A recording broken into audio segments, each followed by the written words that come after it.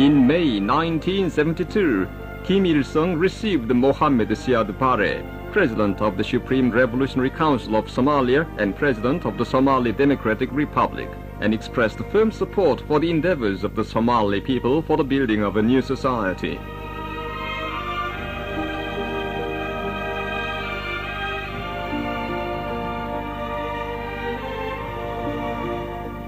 The Somali leader expressed his high regard for his Korean counterpart, saying that the Korean people were making precious examples in all spheres of social life.